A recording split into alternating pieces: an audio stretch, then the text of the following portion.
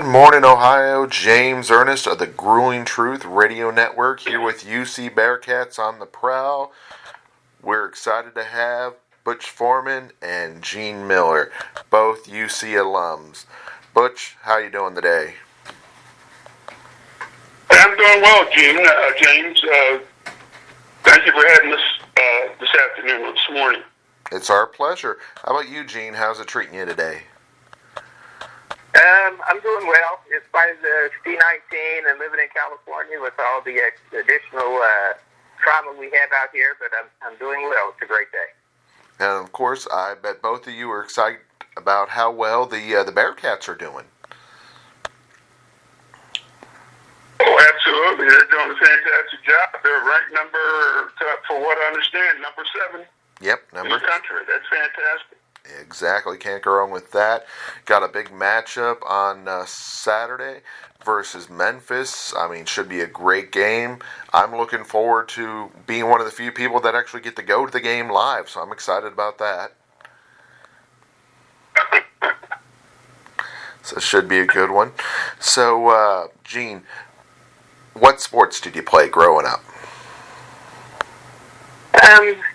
I played all around. I mean, in grade school, of course, there was two-hand touch football, basically, and basketball. Anything at the local park, I participated in. In high school, it was track, football, and basketball. In fact, I still hold my high school record in the 100-yard dash. That'll never be broken because now they measure that in meters. Southern Ohio, I won, Junior Olympic Championship in the 100-yard dash. Football, again, track, and to a lesser extent, basketball. Awesome. So it sounds like we're a great runner. Now, of course, when it comes to track and field, we need somebody to do the throwing events. Butch, do you know anybody that was good at the throwing events? Well, you're speaking with him. I did participate in track and field in Maryland. I was a state champion in both the shot put and the discus. I threw 60 feet, by the way. Oh, nice. And at that time, that was a benchmark for most shot putters throughout the country. Nice. 60 feet, it puts you amongst the best. Oh, gosh, yeah. And that was with 12-pound? Yeah, it's the 12-pound shot put. Nice. And, of course, Yeah, I was going to say, that still, even today, is a good mark. I mean, I remember when I used to throw, I was about 42 to 44 was my average. So, 60 is damn good. That's phenomenal. Yeah, well, that was when, there wasn't much emphasis placed on weight training during that period. So, primarily, a lot of explosion, quickness, natural strength during that period. Now, today, the sky's the limit. Oh, definitely. So, what was it like in Fredericks County? Going to school there, I mean. Well, going to school there was just like anyone during that time. I think in the 1960s, it was a small town. It was at that time, it was about 30,000 people. Now it's grown tremendously, and it was a rural community. So,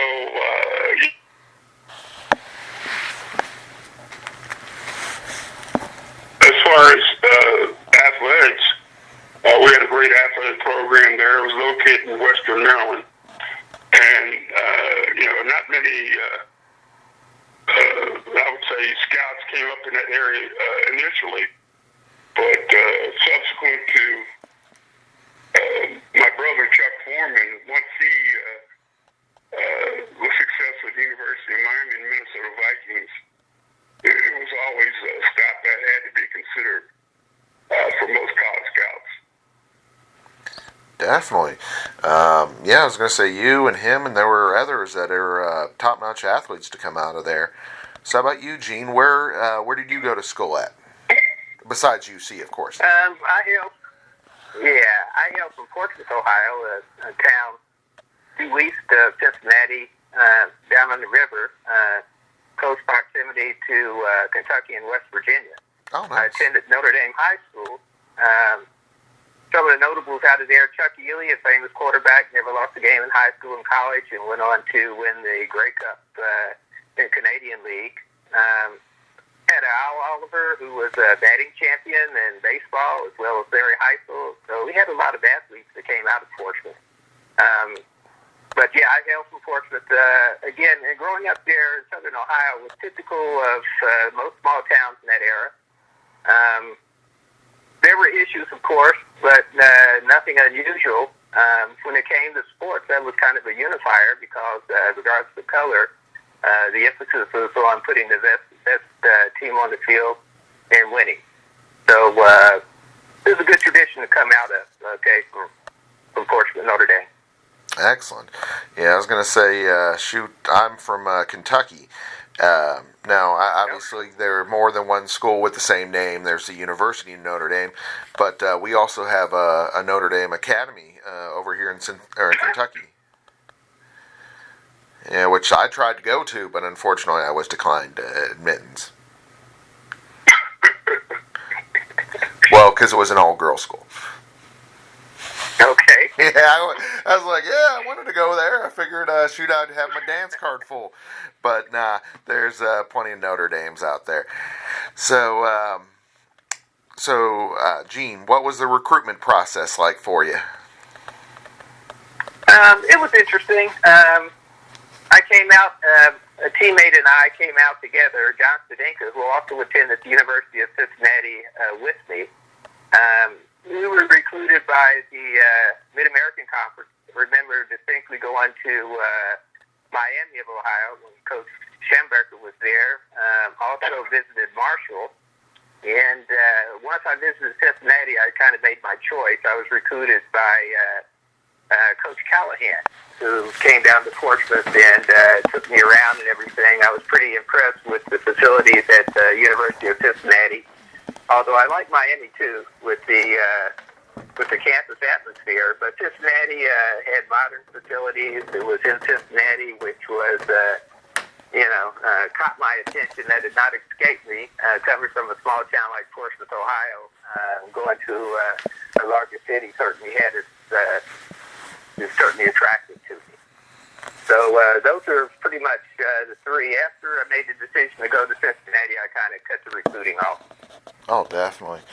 Yeah, I was going to say, now that must have been a tough choice, like you said, having Bo Schembechler trying to recruit you as well. But then again, of course, when I hear the name, I think of, his time in Michigan.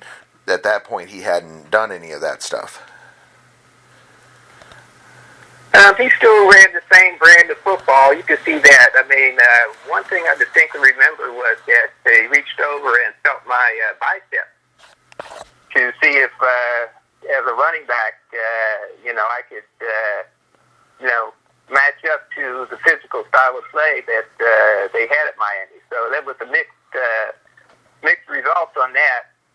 He never said anything, but I think he would have liked me to have been a bit more stockier, but speed was my trump card. But it was a very interesting visit. Again, a beautiful campus, and I came close to accepting that scholarship. How about you, Butch? How were you recruited? Well, initially I was recruited by Maryland, University of Maryland, and State. And of course, during that time, and I'm sure Gene would concur, most of the universities that were recruiting African Americans at that juncture during that time period were schools from the Midwest and also on the Pacific Coast. So the opportunities were somewhat limited, but I was recruited by Maryland and also by Morgan State. And then my pathway to the University of Cincinnati was actually created by a former Bearcat, a Bearcat, lifetime Bearcat, but he was a basketball player. And his name is Gordon Smith. And Gordon was one of the best guard that ever played at the University of Cincinnati. And he just brought my name up to Coach Kelly, Jim Kelly. And, of course, he reached out to me, set me up for a trip to the University of Cincinnati. And, of course, the person that you're speaking with, and that's why I kind of encouraged him to get on this call as well, was Gene Miller, because he is the one that showed me around the University of Cincinnati. We had a great time. I enjoyed, especially a small town person. It really intrigued me to be going to school in a large city. And, of course, the facilities are outstanding. The social life was not really good. And, of course, the academics, are excellent. And the support that you had during my tenure at the University of Cincinnati. So that's why I decided to go to attend the University of Cincinnati. Excellent. So it sounds like... Let me say this. One point, recruiting Butch, he came into University of Cincinnati very highly touted. And I was warned by the coaches when I got the assignment to show him around and not to blow this for sure. Mm-hmm. He was certainly an athlete that we wanted to add to the team. Well, Gene, you're very kind.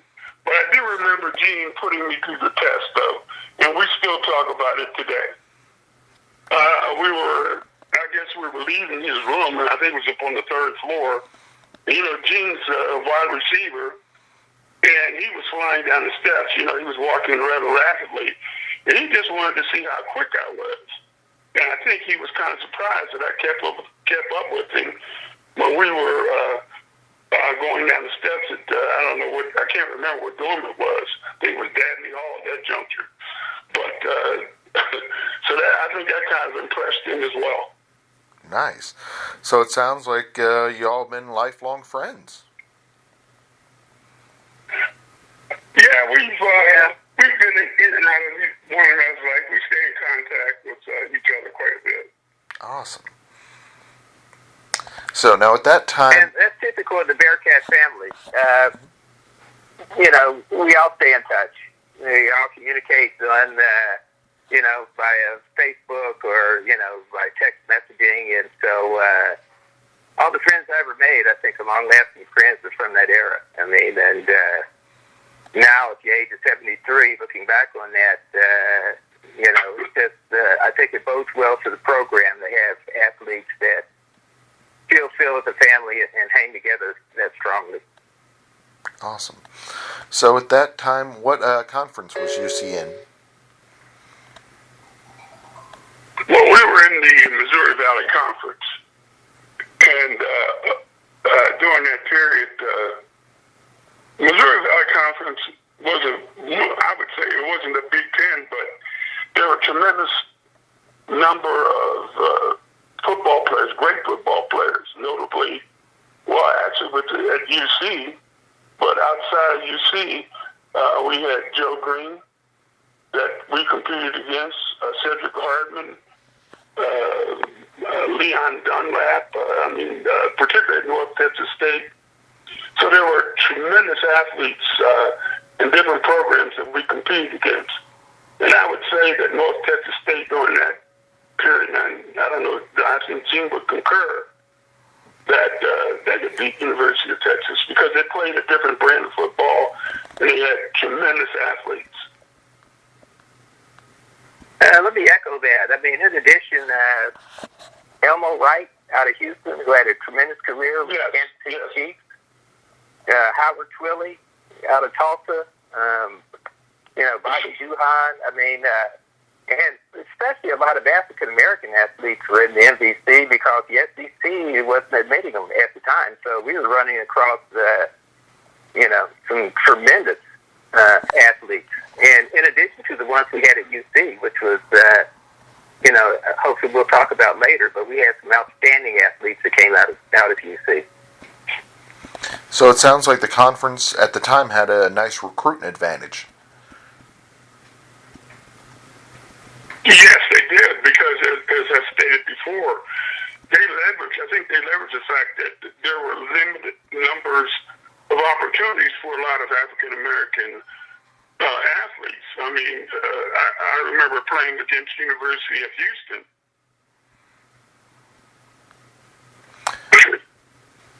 But so did Houston.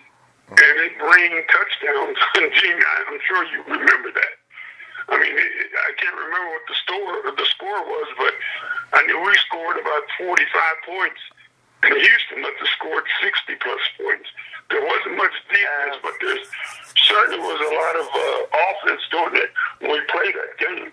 And that's a great indication of the type of athletes that were on both sides.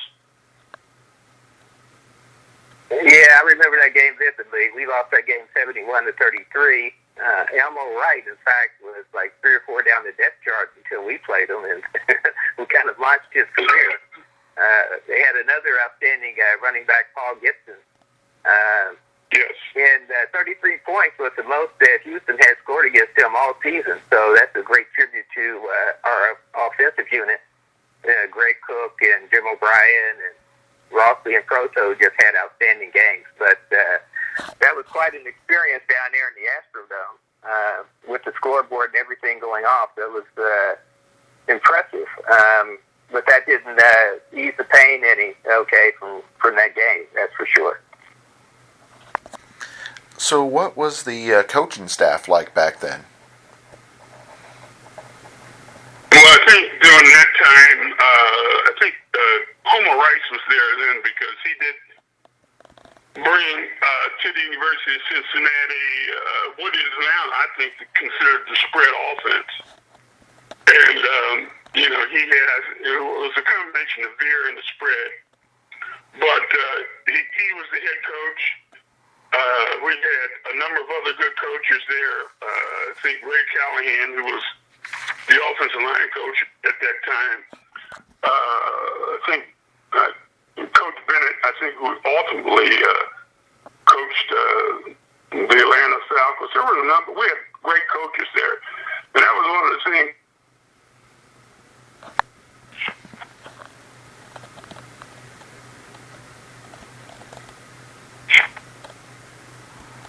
So, I mean, who was your offensive line coach at the time? Ray Callahan, as I stated before. He was really good offensive line coach. And he became the head coach eventually. Excellent. How about you, Gene? Who was coaching you in the DBs? Yeah, I was on offense for a while in DBs. Leland Bennett was there. Coach Kelly, who was tenure there at UC, he was legendary. He was there for a long time. But basically those, and as Butch pointed out, the coaching staff was pretty good. Homer Rice went on to coach the Cincinnati Bengals. Chuck Staub, as Butch mentioned, Leland Bennett. So there are a lot of great coaches that came through the University of Cincinnati. I think this is probably going to be our listeners' favorite part of the interview. Tell us about your teammates. Tell us about some of your favorite people to play with. Okay, there are numbers of them. Okay, my roommate, most noted, is probably Bob Bell. Bob Bell was, I think, at that time, he was drafted number 1 by Detroit. He and I were roommates. And then, of course, obviously Greg Cook. Greg, being an offensive lineman at the University of Cincinnati, if you would view us from a distance, you wouldn't know the difference between the quarterback and the lineman because most people aren't aware, but Greg is pretty big individual. And he's about 6'4", 6'5", and weighed over 220 pounds. So he tired over a lot of the offensive linemen during our tenure there. And, of course, I think it was Jim O'Brien, who was one of his favorite.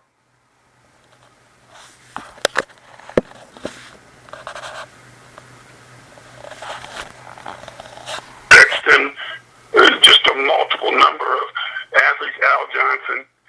We had an abundance of great athletes at the University of Cincinnati. And you concur, Gene? Oh, yeah, absolutely. And add to that list Lloyd Pate, running back, who played behind O.J. Simpson for Buffalo. Jay Botland got recruited heavily. Being a great athlete before they got there. My, freshman and sophomore year, UC, the year before I got there, won the Missouri Valley Conference with Brig Owens and Darryl Allen and Mike Turner. And all of these guys, for the most part, we're still in touch with today. Again, as I mentioned earlier, the Bearcat family. And we can't leave out Paul Walker. Oh, yeah. Paul Walker. Yeah. Oh, yeah. He was highly recruited, All-American guard. Best drive blocker I've ever seen. Just blew out his knee early in his career. That kind of, ended his football life at UC, but just an excellent, quick as a cat, and best drive blocker that we had. Well, until I arrived, okay. But Paul was, to add to that, Paul was the player of the year in the state of Ohio. Okay, player of the year in the state of Ohio and the lineman of the year in the country. Oh, wow. So, that just, yes. Paul was, he's an outstanding football player. And I was really looking forward to playing right next to him, but unfortunately, like Gene said, that he blew out his knee, and of course, during that era, if he had a knee injury, he didn't recover well from it at all. So his football career was ended because of that injury. What was the favorite game that you played in, Butch?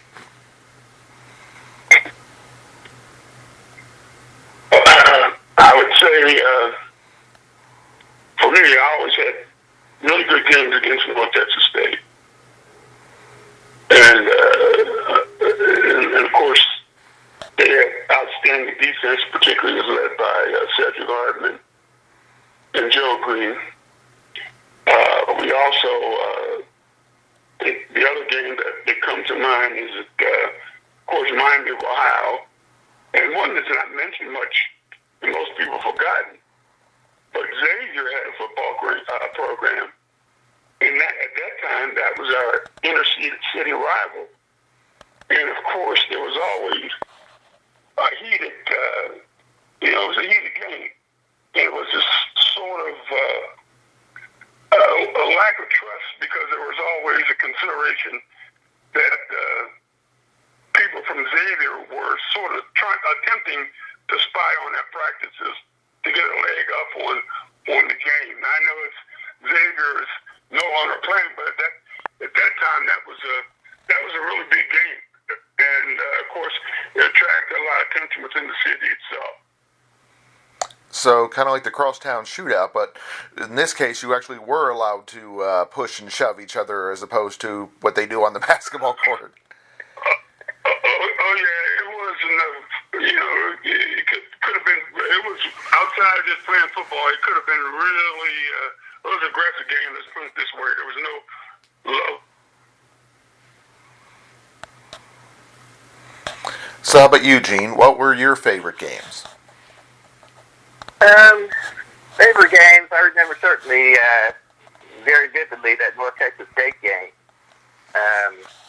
Just being down there in Texas with no hills around you and everything, it was a different landscape. It was like we're playing on a different planet. That team was so big that when they came on the field, it seemed like the field tilted. Yeah, tilted. Certainly the Houston game, although that was memorable for a lot of reasons that aren't very good. But the game that most vividly sticks in my mind was my senior year, the last game of the year, with Miami of Ohio. The Redskins, as they were known then, arch rivals. Game got down to a close game. Jim O'Brien kicked a 48-yard field goal that started off. It didn't look like it was going in, and it fell through the corner, and the place just erupted. And that was a great way to end the season. And he duplicated that effort again, kicking the winning field goal for Baltimore. Okay, and I think Super Bowl number 3. And so I just remember him going out there with his chin strapped loose. He was a straight-ahead kicker, not a soccer-style kicker. But that was just a great game. And running across the field and shaking hands with Bo Schemberger, having won, he was not a happy camper. So that took some delight in that. But that certainly was the most memorable game for me. So it sounds like you have a lot of fond memories of the Bell. Did you all have the Bell the majority of your all's career there, or was it more of a 50-50 kind of thing with Miami? I don't recall. Go ahead, Jim. Yeah, I don't know if the Bell was actually a big deal till we won it our senior year, but it was give and take. I mean, that game was always a big game. We had, dinner at Julie's Wigwam, which was the restaurant that was open there. I mean, all the alumni, was very interested in that game just because of the proximity of Miami.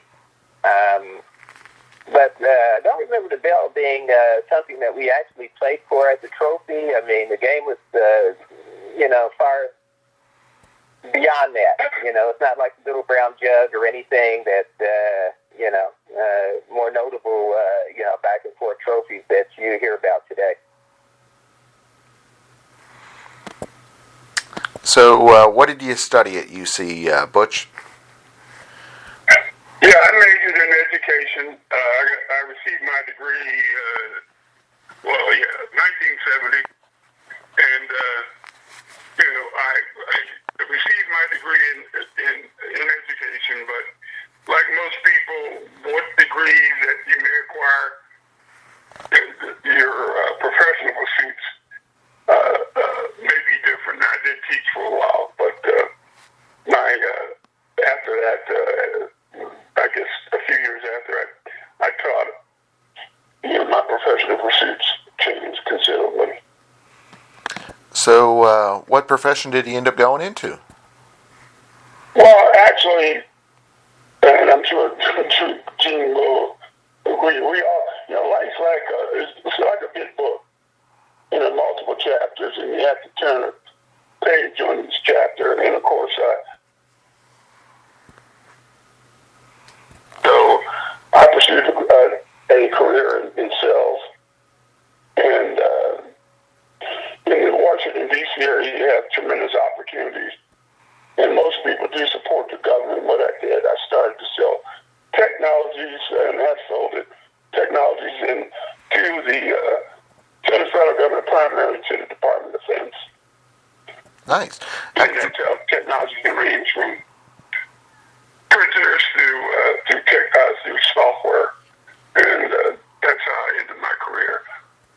Hey, that's awesome. We got something in common. Because I went to school for education. I got my degree at Northern at teaching phys ed.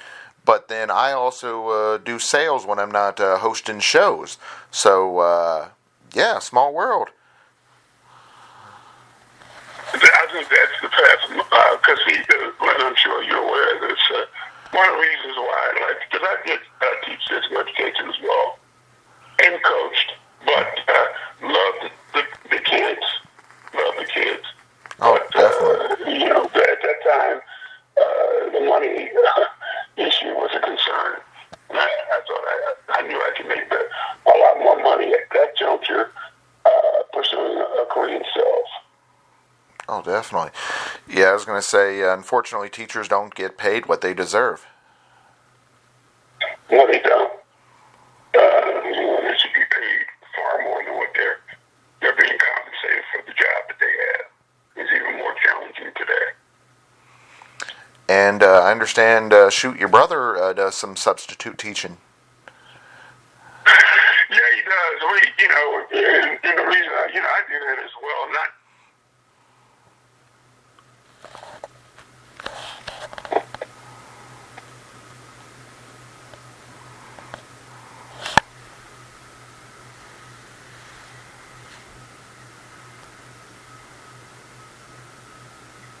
And so that's why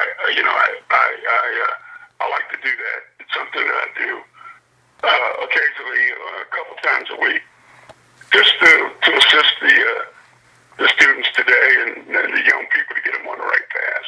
Nice. How about you, Gene? What did you study? I was in arts and science. I had good grades out of high school and had aspirations of going into pre-med, but with football and all the other obligations I had, it came out with a psychology major.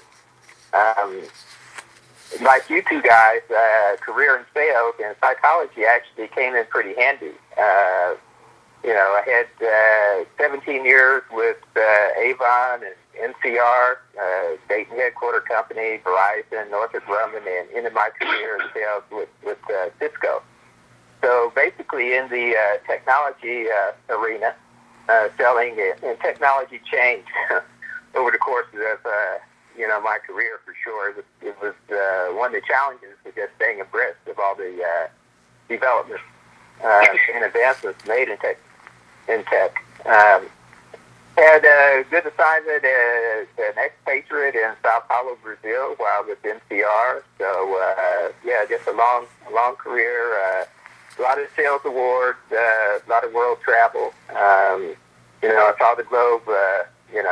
With NCR, Barcelona, Rome, Rio de Janeiro, Asian Pacific, not to mention all over the United States. So, long and storied career. And I recently retired about a year ago. I don't know if I've actually given it up yet. My first love is photography. Maybe I'll go back and do something with that. But, and all that can be attributed to the excellent education, from the University of Cincinnati. Academically, that was, a first-rate school. Wow, it sounds like you've gotten to travel the world and go to all kinds of beautiful places because of UC and the education. Yeah, UC does. Go ahead, I'm sorry. Go ahead. UC does provide, and one of the things that I like to share, I think, a lot of the young athletes, whether it be at the University of Cincinnati or other places, they need to take advantage of it. They need to be able to maximize the opportunities they have by winning the day, both in the classroom and also in the field. That's because, as we all know, today it's a real challenge, and it's going to be even more of a challenge in the future. So education is should be a premium for everyone. It should be paramount. So I've spent some time on the campus within the last 10, 15 years, but what was the atmosphere on campus like back when you all were there? Well, for me, the athletes, for the most part, we pretty much were a close-knit family. And, so we sort of just socialized amongst ourselves. Of course, we both were involved with fraternal organizations. We were so busy during the course of a year as an athlete. Once football season, we were involved with training, and then winter training, and then spring ball, and then from there, you would prepare for the fall season. But we did have an opportunity to interact with students.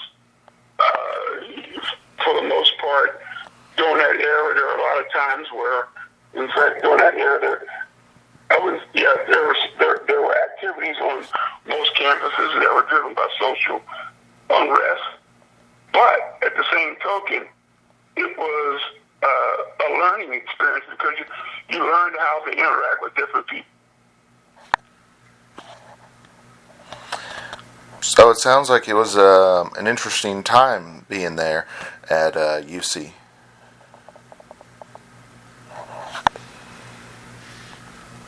Yeah, if I may jump in, that's for sure. The times are turbulent then as they are now. There was fascinations politically.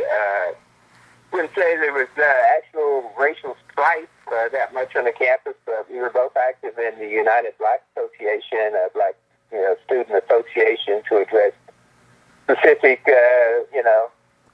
issues. predominantly racial. Interesting that all the football players, for the most part, were roomed or paired up according to race. So all the black players roomed together, and we had our own little, as Butch pointed out, we had our own little social group, and because of the rigors of the program, most of the interaction, and the reason I think we're so close as a family was, just relying on the support of your fellow teammates. Living in Cincinnati, though, offered some, other opportunities, will you say? So we would venture out into the community and, enjoy some of the social life there. But pretty much it was amongst ourselves, the football players and the basketball players and the track players. So it wasn't just football. I had many friends I still interface with that played basketball at that time, including Roland West and John Howard, who was on that famous team that lost in the double overtime to Texas Western, who went on to play Kentucky that year for the national championship. A lot of the players, Rick Robeson included on that team, and Gordy, Butch mentioned. So, the black athletes pretty much hung out together, had our own little social group, and again relied on each other tremendously for support. So, yeah, it sounds like it was a great university. Well, it still is, of course, but at the time, it sounds like it was a great university to attend. The thing I do want to cover before I let y'all go is, Butch, you're coaching, going back home and coaching your alma mater. Tell us a little bit about what that was like. It was a great experience going back to coach coach at my high school. During that period, we had, great athletes there. We had an excellent coach. In fact, he was the same coach that coached both my brothers, because Chuck's not my only brother. I had another brother that also played at the University of Miami. And he coached them to multiple championships during his tenure. But when I came there, the coach wanted me actually to focus on helping him out with developing the kids, not only in football, but also set an example of what can take place. When you do put in a lot.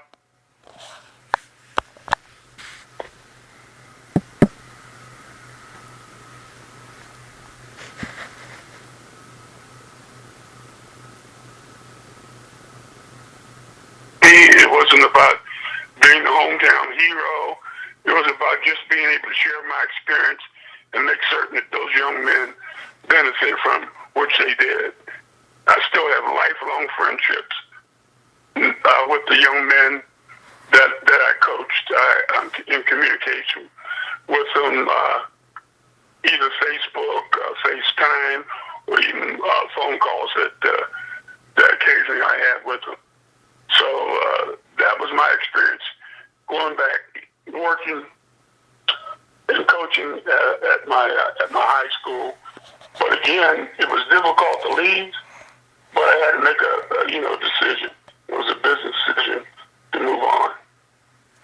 Yeah, I was going to say, it sounds like it was a great experience coaching there. And like you said, it's really just getting to impact the lives of the young men and to help change them and to teach them. And that is phenomenal that you're still in touch with them to the day. Yeah, well, and that's so true because,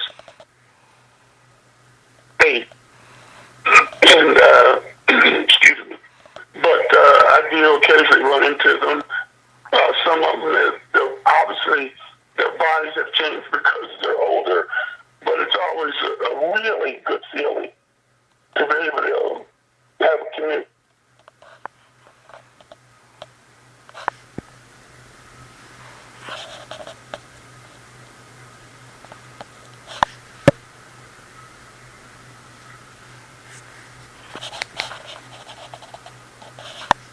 As a former teacher and coach.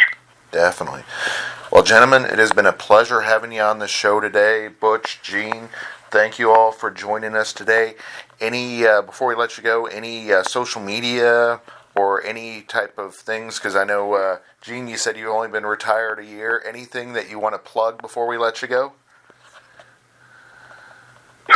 Well, no, not at this time. If I, start a new career in photography, I'll be back at you for a plug of that. But at this point in time, just kind of sitting back and trying to wade my way through this situation we have here now with C-19 and, just get a better grip on, what the next steps are.